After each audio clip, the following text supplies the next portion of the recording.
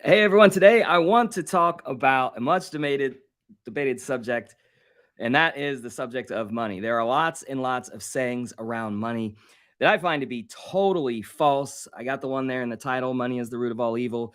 That's actually sort of a misquote from a biblical phrase that said, the love of money is the root of all evil, or something to that effect. There's more money, more problems. There's he who dies with the most toys still dies. There's greed is a bottomless pit. You can't take it all with you. It's just there are so many expressions around money, and there is some truth to them. And that's what I want to talk about today. I'm just kind of going to dive into, first of all, what money is. Money by itself is absolutely worthless if it's in a static state. So if I had a stack of $100,000 right here, it is 100% worthless until I exchange it for something else. And that exchange, me giving someone that $100,000 in exchange for something else, is only backed by his certainty and confidence that that money will do something else for him at that same rate of $100,000. So that's it. Money is just an idea, it's an agreement between people. It doesn't matter if it's gold, currency, foreign currency, assets. We kind of lump all of those things together in money or wealth. But very fundamentally, money, a stack of $100,000, is worthless. And this is why holding on to money does nothing for you. It's only valuable when you use it to do something else. And I didn't realize this until a couple of years ago. And when I realized this, it changed how I used money, because collecting it and saving it and sticking it in a 401k or putting it in your bank account or putting it under the mattress is worthless. There's no value in leaving money to just sit and rot or get eaten up by inflation. Now, there are obviously investments, and there are obviously many types of investments, good and bad investments that you can do. But really what I want to talk about is this concept that like having more money or desiring to have more money is a bad thing. And it's not. And I'll tell you why. Because for the people, there are people, and myself included, like many years ago, not that many years ago, actually, 7, 8, 9 years ago, I was living paycheck to paycheck. I was paying for gasoline with change in my car. I was behind on my payments. I was making minimum wage. And I still had the same problems that everyone else has if you're living paycheck to paycheck. It's that you don't have enough money. Now, that's a separate thing from having other problems. So you might, just because you have money doesn't mean that all of your other problems go away. It just means that the day-to-day life and living, you can go out to eat, you can go on vacation, you can pay your bills, you don't have to go in debt, you can buy the stuff that you want. And I think that's really what ultimately people want. They want to not have to worry about the finances. And it doesn't really take that much income to get to that point. Pretty, $100,000 a year is a pretty standard. 100,000 a year is a pretty standard sort of like quality of living. It depends on what part of the country that you live in, and that will kind of get you, the house. You put some money in the 401k, you save a little bit of money or invest in real estate. You go out to eat, you buy your groceries, you pay your bills, you have a couple nice cars, and that's it. That's 10 grand a month. When you get up to a little bit above that 15, 20 grand a month, you still have those everyday expenses, but you have an extra $5,000 or $10,000 for anything else. And it doesn't really change what the first 10 grand buys you. And the same thing going from 30 to 40 or 50 to 80 or 90 to 100,000. It doesn't change that much. The difference between 20,000 and 90,000 really for me is what are you going to invest in long term and what type of opportunities and possibilities open up for you. So just taking myself or yourself as an example, looking back to when you made minimum wage and then compare that to now, you probably make a lot more money than you made then.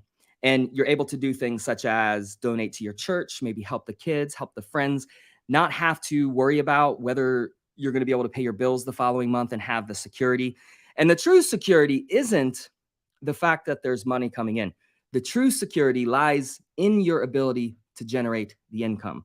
It's not that you have 10,000 from last month. It's that you can go out and do it again and again. And that's why self-improvement is so important, because as you improve yourself and your skill sets, you are able to generate more and more and more.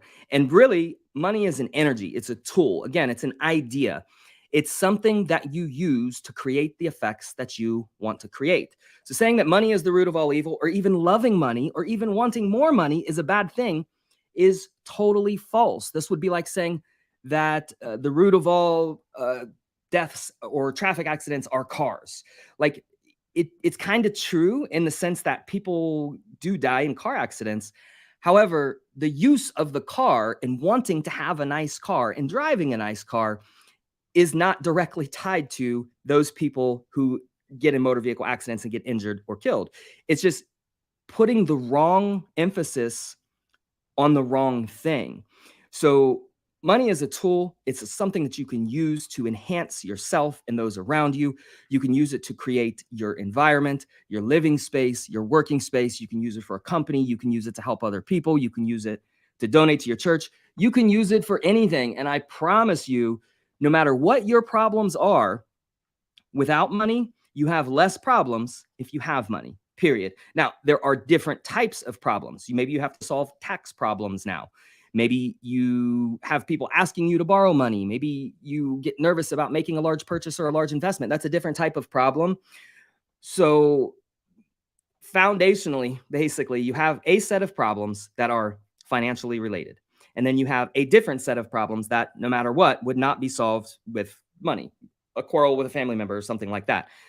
Your economic problems go away when you make more money, period. It happens. Anybody that has increased their income a significant amount over the years can attest to the fact that A, they didn't suddenly turn sour, and B, that it's okay to have nice stuff. This is why people want to get in shape. No, everybody, for the most part, wants to get in shape. They want to be fit. They want their clothes to fit them nice. They want to look nice. They get dressed up and they go out and they want to present themselves well. This is just a representation of you, of how you're able to mock yourself up. And the same thing occurs with money, except it gives you a wider scope of control. And now you can sort of mock up things in other areas of your life, not just the way you dress, to be nice. There's nothing, 100% nothing wrong with wanting nice things. There's nothing wrong with desiring to have nice things. And there's also nothing wrong with having a bunch of those things at all. Absolutely nothing wrong with that. And when I realized that, because I had a lot of misinformation about creating wealth, about money, about material things, about spending money on clothes or cars or watches or houses or whatever. And there's just no correlation between the type of person you are and the type of things that you have. That's it. There isn't a correlation for that. And if you have an example and you can actually prove it, definitely leave it in the comments because I want to hear. The reason I'm making this video is because there's so much misinformation about money. And if you, at the end of the day, make a decision that having more money would be a bad thing, then all of your actions that you do in the coming weeks, months, and years would then contribute to you not having more money because it's a bad thing. It's quotation marks. It's almost a subconscious type thing that you operate on, and then you create solutions that get you the outcome that you don't want. You get an undesired outcome because you're operating on bad information. Anytime you have a surplus of something, the old story kind of goes with the farmer who thought he needed 10 bushels of corn and he planted 10, but then the insects got 1 bushel, and then there was a flood and it got 3. And then, at the end, he needed 10 to just have enough to just get by. And when he planned for just having enough, he only ended up with 5 come harvest time. And so that story is really, really telling. And this is why people continue, and again, myself included, to live paycheck to paycheck, because you plan for just enough. You want just enough. If I have this much, I can really get by, and that's enough. The only thing that gets rid of 100% of your financial problems is having an absolute abundance, having and creating and the ability to create so much income that no matter what happens, no matter what school the kids go to, no matter how much the wife wants to spend on a shopping spree, no matter what vacation you go on, any medical emergency, buy any amount of cars, any amount. When you create the scenario where you cannot outspend yourself, that's a true abundance. And that is a desirable state. That's not a greedy state.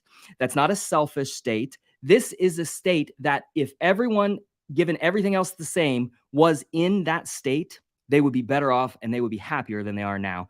And that's the truth about having money. And I challenge you to find somebody who was broke and now they're wealthy and they say that money turned them bad. Because I've talked to tons of people who make very considerable incomes, millionaires, 100 millionaires, even billionaires. And one for one, they totally disagree with this tenet that money is the root of all evil, or even loving money. There's nothing wrong with loving money. There's nothing wrong with having an excess. There's nothing wrong with creating such an abundance that you and your family is taken care of. And if you've already done that, then think wider. What about your community? What about your city? What about your state?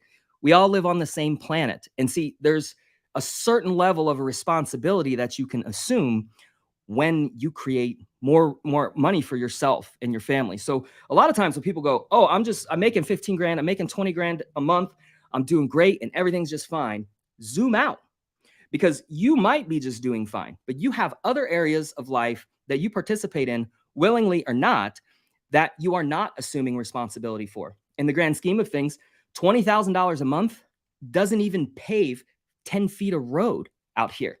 It doesn't pay the city workers to come pick up the trash. Like, it's a very small amount. And when you frame it like that and realize that you could be responsible for more than just your immediate area and your immediate family, if you're doing that, you start to see the importance of creating an abundance, and you start to disconnect from this idea that creating an abundance of money or assets or wealth is a bad thing, because it's not a bad thing. And in fact, it's the only way that you, as a person, as a family, as an entity, and we as an entire civilization, like getting all philosophic here, are going to survive long term, is having an absolute abundance. There's no other way. You can't save money to do that. You can't make cutbacks to do that.